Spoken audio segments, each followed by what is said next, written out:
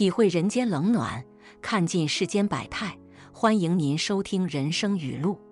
人老了，退休了，到了晚年，到底是应该独自享受生活呢，还是应该帮子女带孙子呢？关于带不带孙子这个问题，老人们有着截然不同的观点。有的老人觉得子孙是自己的生命延续，所以有义务去帮助带孙子，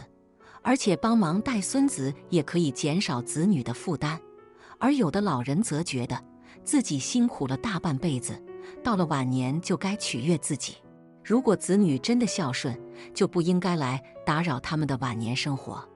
那么，带孙子和不带孙子的老年人，他们的晚年生活，谁会更幸福呢？我们一起听听3位老年人的实话实说。霍大妈自述：我姓霍，我今年已经72岁了。我是55岁的时候从单位退休的。原本我从单位退休之后，我是准备和自己以前的那些好姐妹一起出门自驾游的。可就在这个节骨眼上，我的儿子就打来了电话，让我去帮他带孙子。原本之前，儿子就花钱雇请了一个保姆给他带孩子，可后来，儿子就嫌这个保姆带孩子不好，因此，他得知我退休之后，就在第一时间给我打去了电话。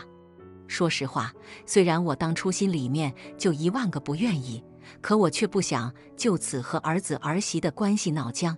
因为在我的心里，就始终还想着，将来靠儿子儿媳给我来养老。毕竟我和老公早在几年前就离婚了，于是后来我最终还是同意了儿子的这一请求。而后，为了带好孙子，我真的可以说是付出了自己的所有。我每天大部分的时间就都用在了给孙子换尿布、哄孩子、冲奶粉等这些事情上面。我不仅白天忙得团团转，就连晚上的时候也不得空闲，因为孙子晚上不是哭就是闹，我还要去安抚他，直到他睡着为止。期间，我在儿子儿媳家帮忙带孙子有整整6年的时间。后来孙子长大上学不需要我带了，我这才选择重新回归家庭，然后继续去过自己之前想要的那种晚年生活。5年前的一天，我意外摔倒，右腿骨折，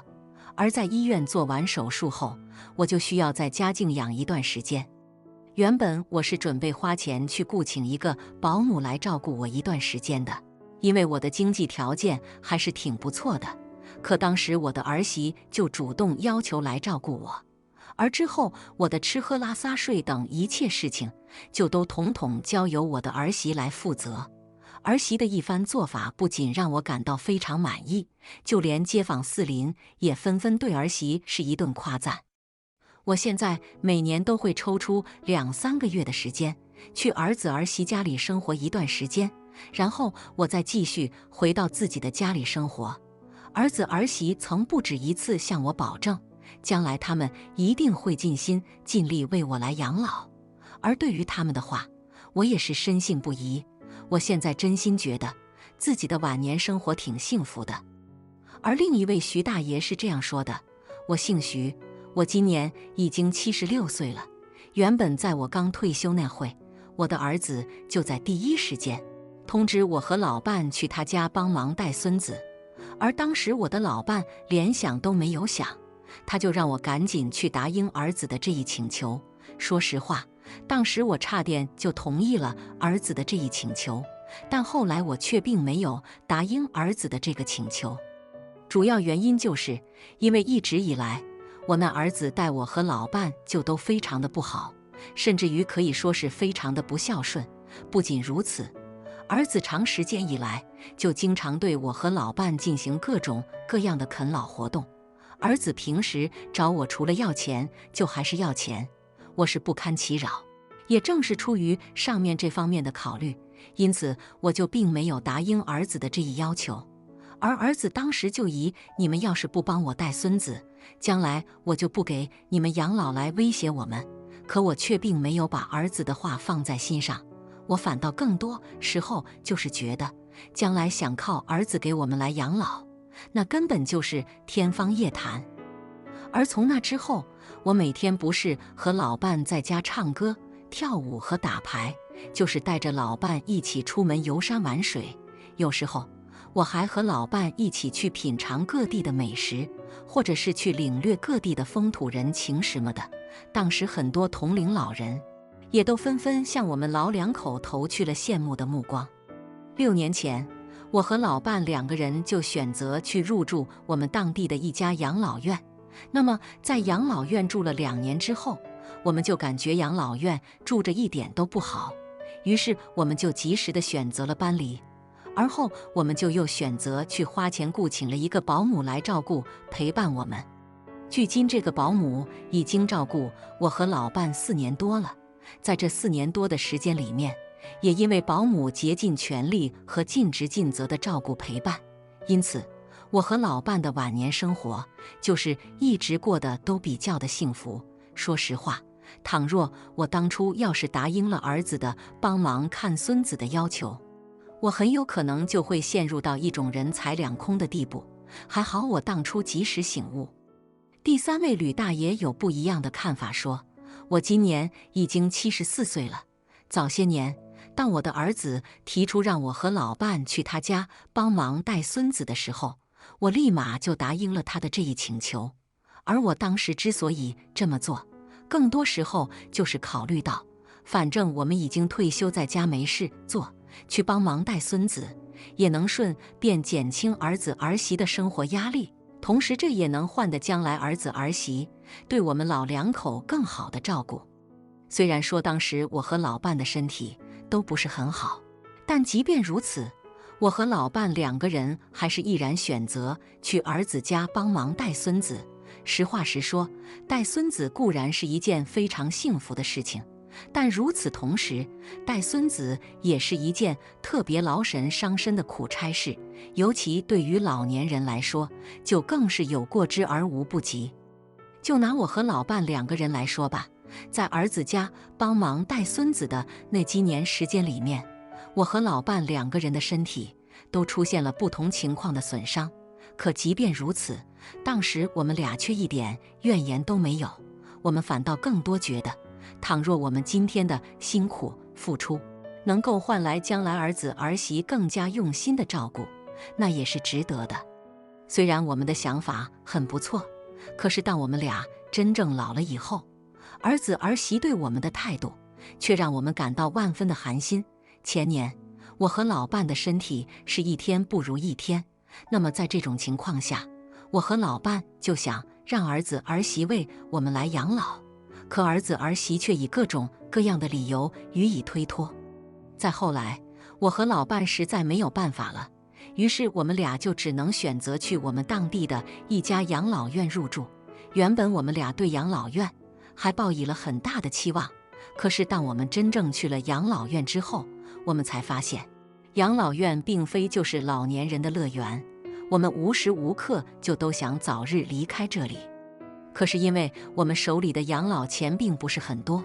我们就只能待在这个地方。再加上自从我们住进养老院之后，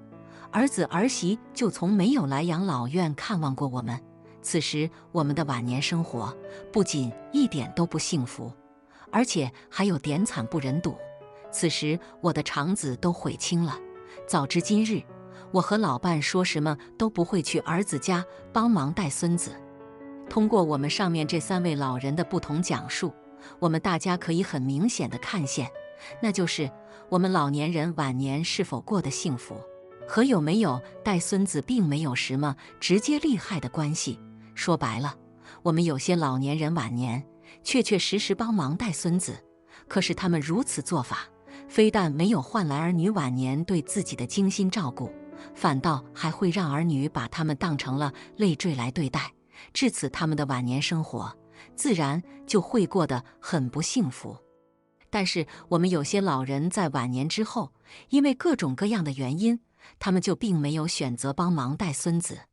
而是充分利用自己宝贵的时间去尽情地享受余生。反倒是他们的这种做法，进而让自己过上了幸福舒心的晚年生活。由此可见，老人只要遇到了孝顺的儿女，那么不管老人帮不帮忙带孙子，老人在晚年都会得到儿女的精心照顾。可倘若老人要是遇到了不孝的儿女，不管老人如何选择，老人的晚年多半就都不会幸福的。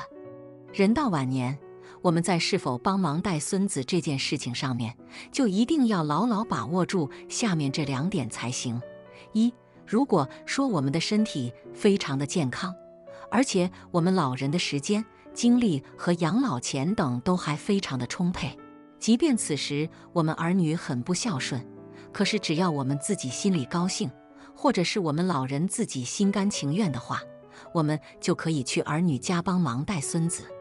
二，可如果说我们的身体原本就是非常的差劲，身体根本不允许的话，那么此时我们最好还是不要去儿女家帮忙带孙子，就算我们的儿女很孝顺也不行，因为带孙子毕竟是一件劳神伤身的事情，如果我们一意孤行，就很有可能会给自己的将来惹来无妄之灾。总而言之，我们是否帮忙带孙子，就一定要建立在自己其他各方面条件都允许，并且自己也心甘情愿等这2点基础之上才行。唯有如此的话，我们在老了后才有可能过上幸福的晚年生活。一个幸福的家庭是所有家庭共同凝聚力的结果。如果是向善的凝聚力，家庭的气氛就会其乐融融；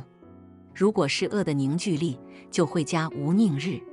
作为家庭的一份子，我们要多一些宽容，少一些争端，才能家和万事兴，尽享幸福和安康。